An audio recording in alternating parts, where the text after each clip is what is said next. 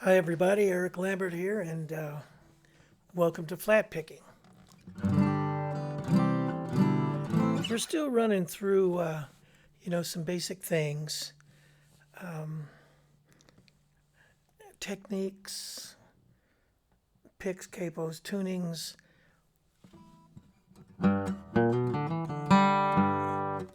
and I've started our discussion with these things because I know when I started becoming interested in this style and wanted to learn how to play this style, I had been an electric guitar player.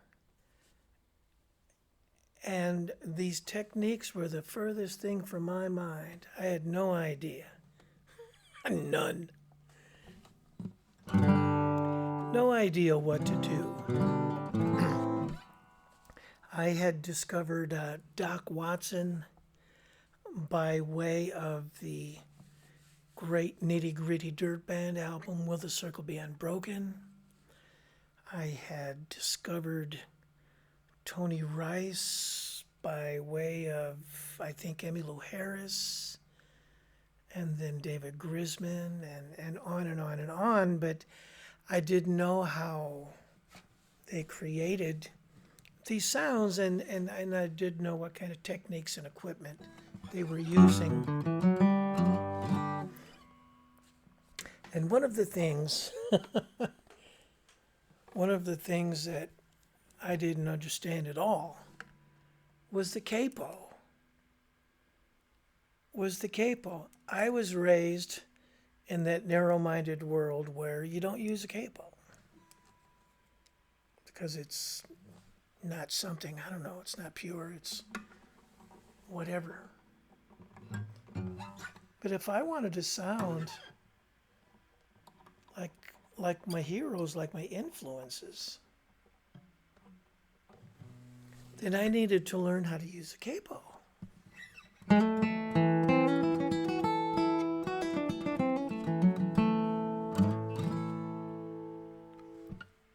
And, one of the first things I learned was that, boy, the guitar sounds different. When you start putting that capo on and moving up a couple frets here and there,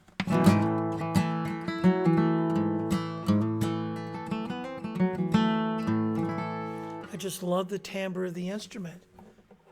That was the key of A, and B flat just has a really cool thing.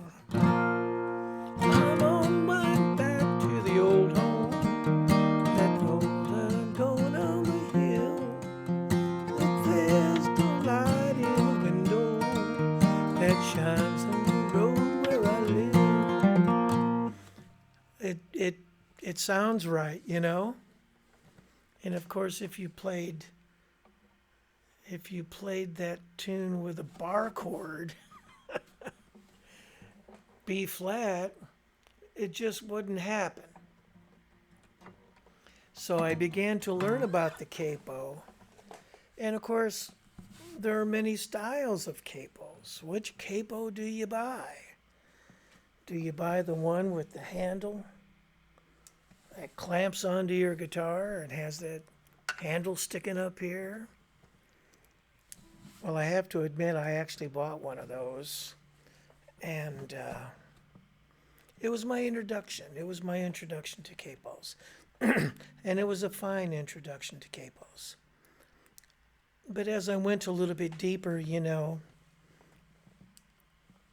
I discovered the the thumb screw latch. And of course, some of them have a button. I believe the McKinneys may have a button. The first good capo I purchased was made by Phil Elliott down in Texas. And he made a stainless steel version of this, with the thumb screw. And I don't know what you call that. But it hooked onto an insert there, and you latch it shut. And then with the thumb screw, you can tighten it up to your liking. Well, I discovered that, and this is not a Phil Elliott. Phil Elliott was left in an airport somewhere. Long story short.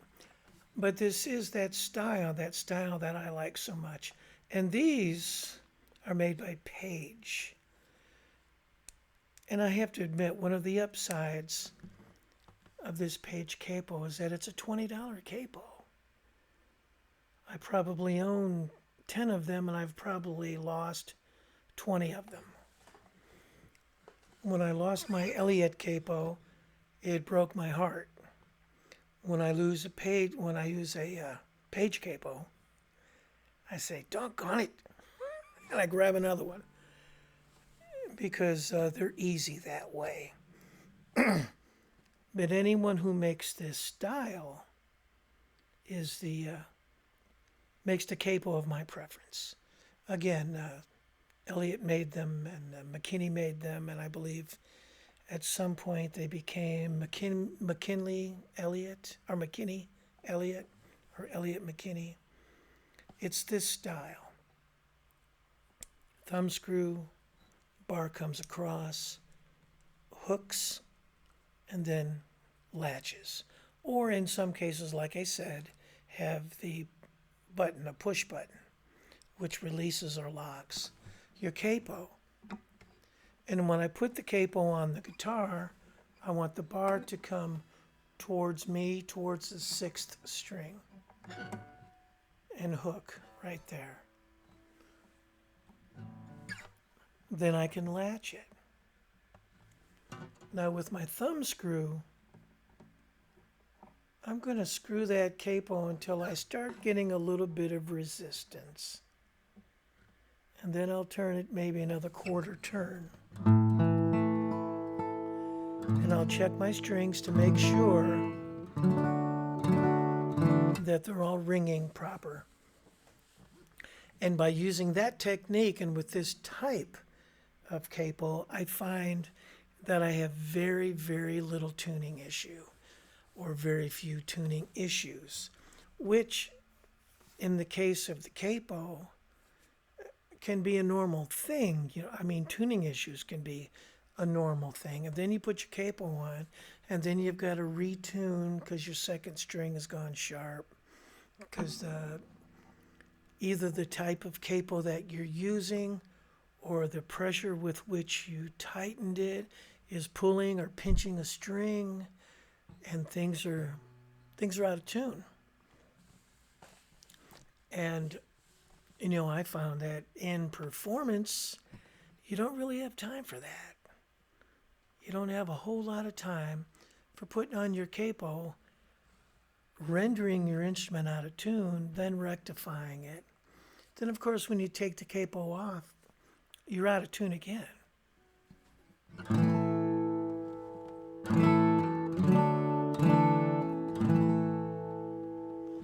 But this type of Capo, and again, I'm using a Page Capo, and it's a very inexpensive one, compared to the handmade solid steel that I had gotten used to and went and lost.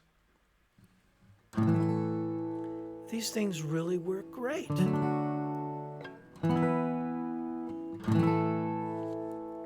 They stay in tune. I don't think they take away any tone from the guitar. So I'm very happy with it. Now you may have noticed, look at that, it's still loose enough to move around, but it's tight enough to press all the strings and give us the result that we're looking for.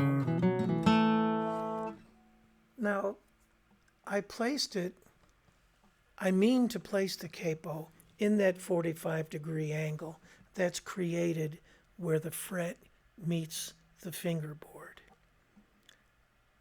And that's where I attempted to place this, and it's pretty much there. Even though it appears that I might be up on top of the fret a little bit, it doesn't sound like I'm on top of the fret because everything is ringing, My heart is sad and I am lonely for the only one I love. Everything's ringing nice and clear when I chord and when I cross pick.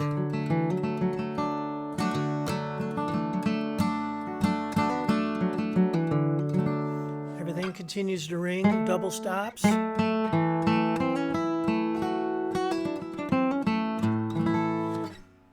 So I find that that's a great place to put the capo, in that 45-degree angle that is created, from the fret and the fingerboard meeting.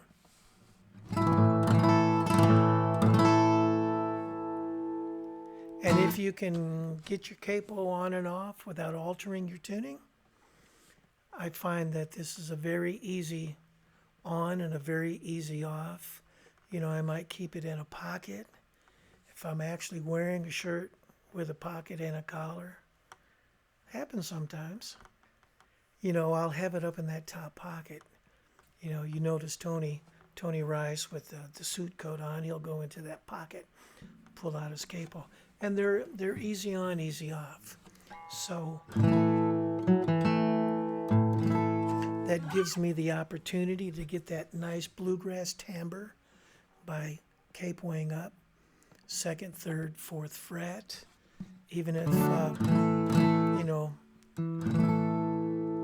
that's where I'll play my G, C, and D mostly, 2nd, 3rd, 4th fret capo.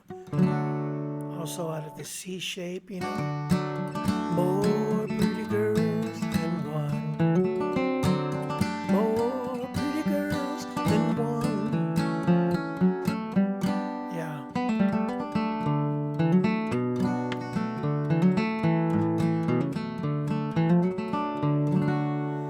And everything continues to ring and sound beautiful and gorgeous, just like we're looking for. So that's my story on the capo. I love it. Thank God I almost said thank God I discovered it. Thank God it came into my life and helps me with my flat picking and sounding authentic. And I really love to hear ringing strings. And by being able to capo in different positions, I can achieve that. Whether it's a fiddle tune or an old-time tune or a swing tune, I might use it in different cases.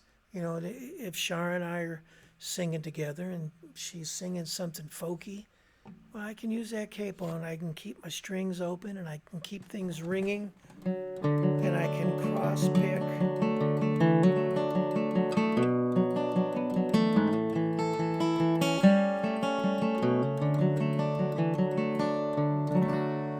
And it rings like a bell. Okay, I'm rambling on, so it's time for me to sign off. That's my story on the capo. Thanks for tuning in to Flat Picking. We'll be back with more. Have fun, play guitar.